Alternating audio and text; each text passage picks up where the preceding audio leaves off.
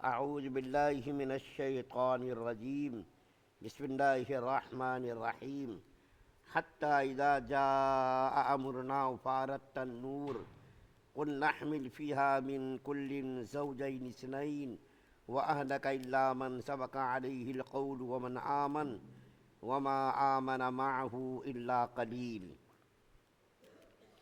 یہاں تک کہ جب ہمارا حکم آ گیا اور تنور ابل پڑا تو ہم نے نوح علیہ السلام سے کہا کہ اس کشتی میں ہر قسم کے جانوروں میں سے دو دو کے جوڑے سوار کر لو، اور تمہارے گھر والوں میں سے جن کے بارے میں پہلے کہا جا چکا ہے کہ وہ کفر کی حالت میں غرق ہوں گے، ان کو چھوڑ کر باقی گھر والوں کو بھی اور جتنے لوگ ایمان لائے ہیں ان کو بھی ساتھ لے لو۔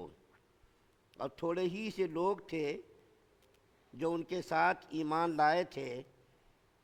سورہ ہود کی آیت نمبر 40 کل میں نے آپ کے سامنے پڑھی تھی اور آج بھی میں نے اس کی تلاوت کی ہے۔ اس کی وجہ یہ ہے کہ ایک دو بات اس سلسلے میں عرض کرنی تھی جو رات کو میں نے کتاب میں پڑھا۔ پہلے تو اس آیت کریمہ کا خلاصہ دوبارہ ایک مرتبہ سماعت فرما لیجئے کہ نوح علیہ السلام نے حکم خداوندی کے مطابق کشتی بنائی، اور کشتی بنا کر کے جب تیار ہو گئی تو اللہ تعالیٰ نے نوح علیہ السلام کو حکم دیا کہ ایمان والوں میں سے جتنے بھی لوگ ہوں، وہ 40 اور یا 80 لوگ ہی تھے، زیادہ لوگ نہیں تھے، ایمان والوں کو کشتی پر سوار کر لیجئے، بے ایمانوں کو اور کافروں کو کشتی پر سوار ہرگز مت کیجئے، اور ہر جوڑے میں سے دو دو کو آپ کشتی پر سوار کر لیجئے، اور جو ایمان والے انہی لوگوں کو سوار کیجئے، دوسرے لوگوں کو سوار مت کیجئے۔ اس کے بعد جب نوح علیہ السلام کشتی پر سوار ہوئے اور تنور سے پانی ابلنے لگا، آسمان سے بھی پانی برسنے لگا، تنور زمین کے مختلف جگہوں سے پانی کا چشمہ جاری ہو گیا، تو نوح علیہ السلام نے جب کشتی کا معائنہ کیا، یہاں تک تو کل بات میں نے عرض کی تھی، جب نوح علیہ السلام نے کشتی کا معائنہ کیا تو کونے میں ایک بوڑھے آدمی کو دیکھا جو بالکل بکھرے بالوں والا تھا، کپڑے بھی بالکل پرانے تھے، اس کے چہرے پر داڑھی تھی، پریشان حال، اداس بالکل کونے میں بیٹھا ہوا تھا۔ تو نوح علیہ السلام نے ان سے پوچھا کہ تم کون ہو؟ تو چونکہ وہ نبی حضرت نوح علیہ السلام نبی تھے، ان کے سامنے جھوٹ بولنے کی اس کی طاقت نہیں تھی، تو اس نے کہا کہ میں شیطان ہوں۔ تو یہاں کیوں آیا؟ تو اس نے کہا کہ میں انسانوں کو بہکانے کے لیے 5 طریقے اختیار کرتا ہوں، میں انسانوں کو بہکاتا ہوں اور انسانوں کو راہ راست سے بھٹکانے کے لیے 5 طریقے اختیار کرتا ہوں، لیکن میں ان 5 طریقوں میں سے آپ کو 3 طریقے بتاؤں گا، 2 طریقے نہیں بتاؤں گا۔ وہ کہنے لگا شیطان کہ میں جن طریقوں سے انسانوں کو بہکاتا ہوں ان میں سے 3 باتوں کو تو آپ کے سامنے بتاؤں گا، ظاہر کروں گا، 2 باتوں کو ظاہر نہیں کروں گا۔ تو اللہ تعالیٰ نے وہی بھیجی نوح علیہ السلام کی طرف کہ نوح علیہ السلام آپ ان سے کہیے کہ جن تم 3 باتوں کے ذریعے بہکاتے ہو وہ بات مت بتاؤ، جو تم بات نہیں بتانا چاہ رہے دو وہ بات ہم کو بتا دو۔ 3 باتوں کی ہم کو ضرورت نہیں ہے، 3 باتوں کو مت بتاؤ، 2 باتیں جو تم بتانا نہیں چاہ رہے ہو وہ بات بتا دو۔ تو شیطان بھی کبھی کبھی سچ بولتا ہے، ہمیشہ جھوٹی نہیں بولتا، شیطان بھی کبھی کبھی سچ بولتا ہے۔ جیسا کہ ایک بزرگ کا واقعہ لکھا ہے کہ جنگل میں شیطان ان سے ملا تو بزرگ نے کہا کہ تم انسانوں کو کن چیزوں سے بہکاتے ہو اور تم کن چیزوں سے روکتے ہو؟ تو شیطان نے سچ سچ بات بتا دی کہ اگر تم میری طرح بننا چاہتے ہو تو 2 کام کیا کرو، ایک تو یہ کہ تم نماز کو وقت سے بے وقت پڑھا کرو، اور دوسرا یہ کہ قسم خوب کھایا کرو۔ تو بزرگ نے کہا کہ خدا کی قسم اب میں کبھی بھی قسم نہیں کھاؤں گا اور نماز کو وقت سے بے وقت نہیں پڑھوں گا۔ تو شیطان نے کہا کہ اب میں بھی کبھی کسی انسان کو صحیح بات نہیں بتاؤں گا، میں نے تم کو صحیح بات بتائی تو دیکھو تم اس سے بچنے لگے۔ تو شیطان بھی کبھی کبھی سچ بول دیتا ہے۔ تو کیا کہا شیطان نے کہ وہ دو باتیں جو بتانا نہیں چاہ رہا تھا میں بتا رہا ہوں۔ وہ دو باتیں کیا ہے؟ ایک تو ہے حسد اور ایک ہے حرص۔ حسد کس کو کہتے ہیں؟ حسد کہتے ہیں کسی کی شہرت کو، کسی کی دولت کو، کسی کی خوبصورتی کو، کسی کی نوجوانی کو، کسی کے عہدے کو، کسی کے منصب کو دیکھ کر جلنا۔ اور حسد میں کیا ہوتا ہے کہ مجھ کو وہ چیز ملے نہ ملے، سامنے والے کو وہ چیز نہیں ملنا چاہیے۔ حسد کے اندر یہ بیماری ہوتی ہے کہ مجھ کو وہ چیز ملے نہ ملے، سامنے والے کو وہ چیز تو نہیں ملنی چاہیے، وہ ختم ہو جانا چاہیے، جل جانا چاہیے۔ حاسد کے دل میں یہ ارمان ہوتا ہے، یہ حسرت ہوتی ہے کہ اس کا پورا مال، جائیداد، آل اولاد، کاروبار سب ختم ہو جائے۔ یہ دل کے اندر اس کے کیا رہتا ہے؟ اس کی خواہش رہتی ہے۔ اور روئے زمین پر سب سے پہلا حسد شیطان کو، ابلیس کو ہوا آدم علیہ السلام سے، کہ اللہ تعالیٰ نے جب آدم علیہ السلام کا سجدہ کرو حکم دیا تو اس نے سجدہ نہیں کیا، جس کی بنیاد پر اس کو جنت سے نکالا گیا۔ وہیں سے حسد کا آغاز ہوا اور وہیں حسد شروع ہوا۔ اور آدم علیہ السلام کو اس نے مکر کے ذریعے، فریب کے ذریعے، جھوٹ کے ذریعے، جھوٹی قسمیں کھا کر کے وہ پھل کھانے پر مجبور کیا، جس کی وجہ سے جنت سے نکالے گئے۔ اور حرص بھی ایک، چونکہ وقت کم ہے اس لیے بتا رہا ہوں، حسد کے بارے میں نبی کریم صلی اللہ علیہ وسلم نے فرمایا حسد آدمی کی نیکیوں کو اسی طریقے سے کھا جاتا ہے جس طریقے سے آگ لکڑیوں کو جلا دیتی ہے۔ آج سماج میں، معاشرے میں، عالم ہو، جاہل ہو، دیہاتی ہو، شہری ہو، پڑھا لکھا ہو، کوئی بھی ہو، 101% لوگ حسد کی بیماری میں مبتلا ہیں، حسد کی بیماری کے اندر مبتلا ہیں۔ ہر آدمی کو آج حسد ہے، حسد کی بیماری میں، جس کی وجہ سے آج چین سکون غارت ہو گیا ہے، آدمی کی زندگی میں چین سکون نہیں ہے۔ دوسری چیز کیا؟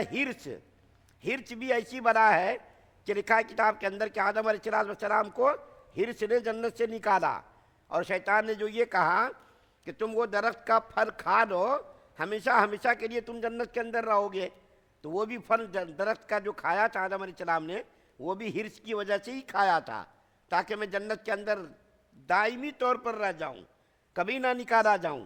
شیطان نے قسم کھا کر کے ان کو پھل کھانے پر مجبور کیا تھا، وہ پھل بھی حرص کی وجہ سے آدم علیہ السلام نے کھایا تھا۔ دیکھیے ایک واقعہ مجھ کو یاد آیا جس کو میں بتانا چاہتا ہوں۔ حرص اور ہوس، حرص اور حسد کتنی خطرناک بیماری ہے، یہ تو میں نے مختصر بیان کیا، لیکن اگر سینہ کسی کا کینے سے، حسد سے، بغض سے خالی ہو تو ایسا آدمی جنتی ہے۔ اللہ کے رسول صلی اللہ علیہ وسلم نے ایسے آدمی کو جنت کی بشارت سنائی ہے۔ تو وہ واقعہ جو میں اس وقت یاد آیا وہ بتا رہا ہوں۔ ایک مرتبہ نبی کریم صلی اللہ علیہ وسلم کی مجلس لگی ہوئی تھی، صحابہ کرام بیٹھے ہوئے تھے، نبی کریم صلی اللہ علیہ وسلم کے سامنے سے ایک صحابی آ رہے تھے جس کے ہاتھ میں جوتا تھا اور چہرے سے پانی، وضو کے پانی کے قطرات ٹپک رہے تھے۔ تو اللہ کے رسول صلی اللہ علیہ وسلم نے فرمایا دیکھو ابھی جو سامنے سے آدمی آ رہا ہے وہ جنتی ہے، اس کو جنت کی بشارت سنا دو۔ یہ اللہ کے رسول صلی اللہ علیہ وسلم نے فرمایا، صحابہ کرام حیران ہو کر کے دیکھنے لگے کون ہے۔ اس کو دیکھا، وہ صحابی آئے اور جوتا رکھ کر کے نبی کریم صلی اللہ علیہ وسلم کی مجلس اقدس میں بیٹھ گئے۔ اس کے بعد تیسرے دن بھی اللہ کے رسول صلی اللہ علیہ وسلم نے یہی ارشاد فرمایا، دوسرے دن بھی، تیسرے دن بھی، 3 دنوں تک اللہ کے رسول صلی اللہ علیہ وسلم نے اس آدمی کے بارے میں فرمایا ابھی ایک آدمی آئے گا جو جنتی ہے، اس کو جنت کی بشارت سنا دو۔ ایک صحابی جس کا نام حضرت عبداللہ ابن عمرو بن عاص رضی اللہ تعالیٰ عنہما ہے، یہ صحابی ایک ہے، ان کے دل کے اندر جستجو پیدا ہوئی، خواہش پیدا ہوئی کہ آخر اس صحابی کے اندر کون سا ایسا عمل ہے جس کی بنیاد پر یہ 3 دن اللہ کے رسول صلی اللہ علیہ وسلم نے ان کے لیے جنت کی بشارت سنائی۔ کوئی خاص عمل تو اس کا ہوگا، بغیر خاص عمل کے اللہ کے رسول صلی اللہ علیہ وسلم اس کو ایسی بشارت کیوں سنائیں گے؟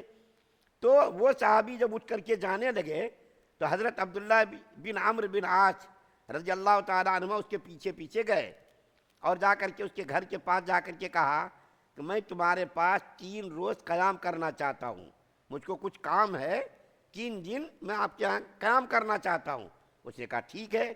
اس کے دل کے اندر جستجو پیدا ہوئی کہ جو عمل وہ کرتا ہوگا وہی عمل میں بھی کروں گا۔ اس کے یہاں تو یہ تھا، دین کا معیار تھا، دین کا مقابلہ چلتا تھا۔ ہمارے لیے دنیا کا مقابلہ چلتا ہے کہ جو کرنا ہے دنیا کے لیے کرنا ہے، چاہے اس کے لیے ناجائز طریقے اختیار کرنا پڑے، جائز طریقے اختیار کرنا پڑے، جھوٹ بولنا پڑے، حرام کھانا پڑے، وہ طریقے اختیار کرنا پڑے تو کریں گے۔ لیکن وہ لوگ دین کے بارے میں سوچا کرتے تھے۔ تو اس نے کہا کہ میں 3 دن آپ کے ہاں قیام کرنا چاہتا ہوں۔ اچھا بھائی ٹھیک ہے، آپ قیام کر لو میرے گھر میں۔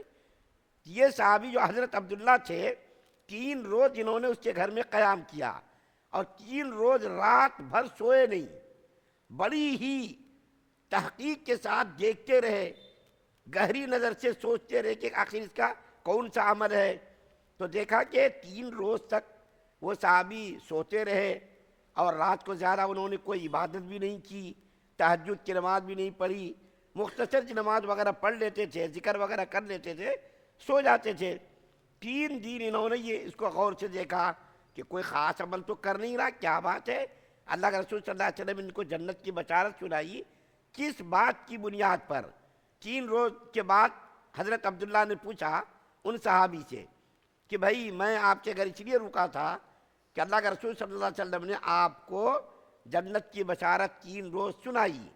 ہمارے دل کے اندر یہ خواہش پیدا ہوئی، داعیہ پیدا ہوا کہ آخر کون سا آپ کا ایسا عمل ہے جس کی وجہ سے آپ جنت کے اندر جنت کی بشارت اللہ کے رسول صلی اللہ علیہ وسلم نے آپ کو سنائی، اور وہ بھی 3 روز تک وہی عمل دیکھنے کے لیے میں آیا ہوں، اور 3 روز میں نے قیام کیا۔ تو اس صحابی نے کہا کہ بھائی تم نے کیا دیکھا؟ تو حضرت عبداللہ کہنے لگے میں نے کچھ بھی نہیں دیکھا، عام آدمی کی طرح آپ بھی کھا رہے ہیں، سو رہے ہیں، کوئی عبادت بھی نہیں کر رہے ہیں، کچھ بھی نہیں کر رہے ہیں، بس آپ جو ہے عام آدمی کی طرح فرائض اور واجبات ادا کر رہے ہیں، مختصر ذکر و اذکار کر رہے ہیں، سو جا رہے ہیں۔ تو انہوں نے کہا بھائی کوئی عمل میرا نہیں ہے۔ تو وہ صحابی حضرت عبداللہ جانے لگے۔ تھوڑی دور جب گئے تھے تو ان صحابی نے ان کو بلایا، حضرت عبداللہ کو، اور بلا کر کے کہا دیکھو میرا کوئی خاص عمل تو نہیں ہے، تم نے دیکھا میرا کوئی خاص عمل نہیں ہے، البتہ ایک عمل ہے میرا، شاید جس کی وجہ سے اللہ کے رسول صلی اللہ علیہ وسلم نے مجھ کو جنت کی بشارت سنائی ہے۔ وہ ایک عمل ہے۔ کیا ہے وہ عمل؟ جب میں رات کو سوتا ہوں تو تمام مسلمانوں کی طرف سے اپنے دل کو صاف کر کے سوتا ہوں، اپنے دل کو میں صاف کر کے سوتا ہوں، کسی مسلمان کے تعلق سے اپنے دل میں کینہ، کپٹ، حسد، جلن میں نہیں رکھتا، بالکل دل کو صاف کر لیتا ہوں، اور میں یہ ارادہ کر لیتا ہوں کہ اگر کسی نے میرا حق مارا ہے تو اس کا حق میں نے معاف کر دیا۔ کسی مسلمان کے تعلق سے میں غلط سوچتا نہیں، کسی مسلمان کے تعلق سے میں حسد کرتا نہیں، کسی مسلمان کے تعلق سے میرے دل کے اندر کینہ اور بغض نہیں رہتا۔ تو حضرت عبداللہ کہنے لگے بس یہی عمل ہے جس کی بنیاد پر اللہ کے رسول صلی اللہ علیہ وسلم نے آپ کو 3 روز جنت کی بشارت سنائی۔